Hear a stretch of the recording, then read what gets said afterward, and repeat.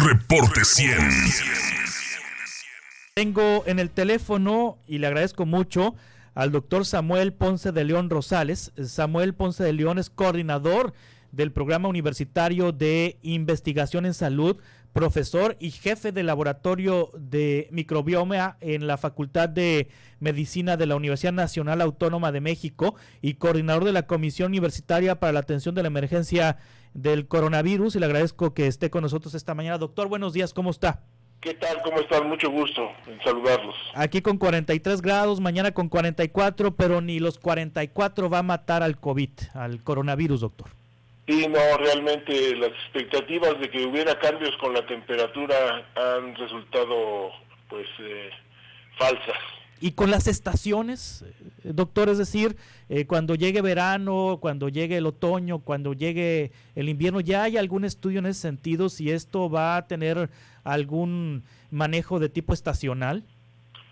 Bueno, pues no hay ningún estudio, realmente tenemos poco más de 4 meses de conocer este nuevo virus, entonces no ha habido oportunidad de tener ese tipo de análisis, pero sí conocemos que los otros virus, SARS y MERS, podrían haber tenido algún patrón estacional y se espera que sí lo tenga también este. Sí. Entonces es muy probable que una vez pasada esta primera ola de la pandemia, esperemos que en un mes y medio, podrá volver una segunda ola de infecciones para otoño e invierno, que quizás en ese momento se mezcle con la temporada epidémica de influenza también. Sí, a usted como experto, usted como coordinador del programa universitario, como académico, como investigador en temas de salud, ¿qué es lo que más le ha sorprendido de este virus SARS-CoV-2? Bueno, realmente la sorpresa mayor fue que irrumpiera en el escenario, aunque debo decir al mismo tiempo que esperábamos una epidemia de este tipo desde hace mucho tiempo, desde hace más de 30 años, cada año para fines prácticos en los congresos de enfermedades infecciosas, en los congresos de epidemiología de enfermedades emergentes, se anunciaba que iba a llegar una epidemia. Hay un video muy famoso de Bill Gates que apareció en 2005, sí. No, en 2015 apareció el video en TED Talks, en donde él habla de la epidemia que viene y describe, va a ser un virus respiratorio, va a causar muchas muertes, millones de muertes y va a ocasionar un desastre económico. Hay que prepararnos, decía él, y prepararse es hacer investigaciones, mantener programas de vigilancia epidemiológica en todos los países del mundo, tener un equipo de respuesta inmediato para que se pueda transportar a cualquier lugar del mundo con laboratorios, con investigadores, comunicaciones, etcétera, y todo esto se quedó como una recomendación, nadie lo atendió. Entonces, bueno, la sorpresa es que aparezca, siempre es una sorpresa, aparezca con esta fuerza, en donde vimos lo que pasó en Wuhan, una sorpresa ver la respuesta desde luego del gobierno chino, muy preparado para esto, y cómo la otra sorpresa es la impreparación del resto del mundo para contender con esto. Sí. Desde luego la impreparación de Medio Oriente, la impreparación de estos países del Mediterráneo, de Italia, España o Francia, la misma Inglaterra y Estados Unidos, que se convierte en el epicentro actual con un problema enorme, con sistemas de salud que han demostrado sus debilidades. Esto es en todas partes.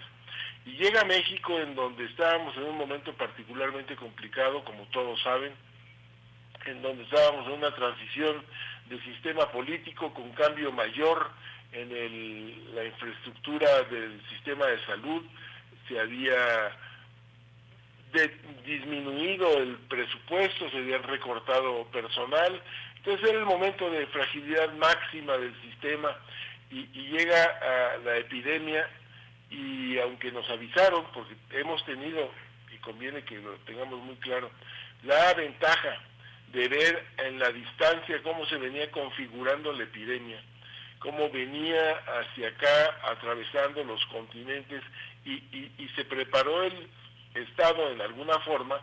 La Secretaría de Salud Federal sí trató de organizar su sistema de hospitales, trató de hacer compras a tiempo, etcétera. No hubo respuesta por parte de los funcionarios administrativos, por un lado. Por otro lado, las instituciones de seguridad social se quedaron pasmadas y realmente el Seguro Social estableció un sistema muy tardío.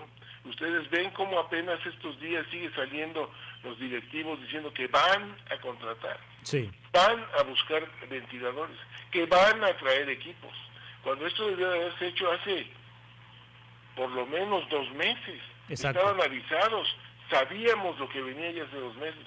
Entonces la otra sorpresa es nuevamente enfrentarnos a esta incapacidad, ineficiencia, negligencia del aparato burocrático mexicano, de administradores y funcionarios en las secretarías de Hacienda, de Economía, que no entienden porque se les dijo, a ellos se les dijo, hay que comprar, hay que hacer eso, hay que hacerlo. Todos lo tomaron como diciendo, bueno, vamos a ver si es cierto que viene como viene. Y estamos viendo ahora las consecuencias con sistemas muy complicados, con un seguro social que informa que tiene camas en existencia, pero son camas en existencia como tales, como muebles, porque no tiene personal que las atienda y tampoco tiene los ventiladores necesarios para cubrir las necesidades de la población. Entonces estamos viendo sorpresas. La principal, desde luego, el virus con sus características, que es un virus, pues además muy complicado, se contagia muy fácilmente, ocasiona enfermedad en un grupo de personas, vale la pena también enfatizarlo, que la gran mayoría de los infectados tiene molestias menores, va a sobrellevar su infección como una gripa común de cualquier otro tipo, pero una pequeña proporción de la población va a tener complicaciones graves, va a requerir un hospital, va a requerir estar en una terapia intensiva y quizás va a requerir que le pongan un aparato para ayudar a respirar. En este grupo de personas, desafortunadamente, la mortalidad es muy alta y el sistema tendría que haber estado mejor preparado para recibirlos. Sí, ¿llegará el momento en que va a colapsar el sistema de salud en México o las medidas que se han tomado en estos meses han sido suficientes para que los hospitales no se saturen, el doctor Samuel Ponce de León Rosales? Pues mira, desafortunadamente los hospitales se van a saturar, por lo menos en algunas regiones. Esto no va a ser uniforme y al mismo tiempo en todos lados. Esto ahorita tiene su máxima expresión en la Ciudad de México, la zona conurbada.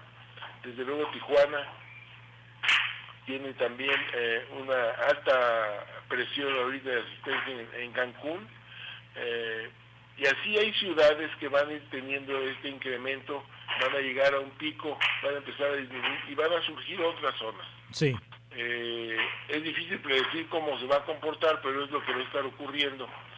Y en los lugares en donde México es donde hay más, y entiendo también Monterrey, disponibilidad de camas por habitante, y en México los centros de atención a COVID están ya saturados todos. Sí, ahorita nos compartía, doctor, su opinión sobre la reacción administrativa de la burocracia en las instituciones de salud que, bueno, no respondió a tiempo y por lo mismo de lo lento que es el sistema de administración pública en nuestro país.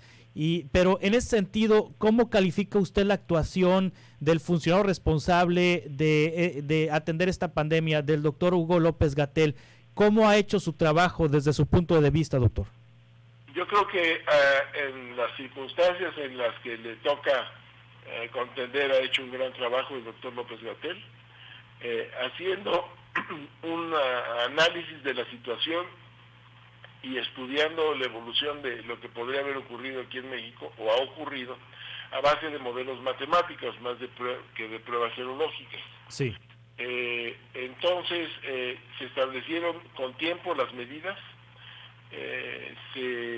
porque esto es lo que vimos. Aquí iniciamos el distanciamiento mucho antes de lo que pudiera hacerse en cualquier otro sitio, y ha sido efectivo porque la curva de la presentación de los casos ciertamente ha disminuido, se ha atenuado la curva, y esto ha permitido esta primera respuesta con suficiencia de los sistemas.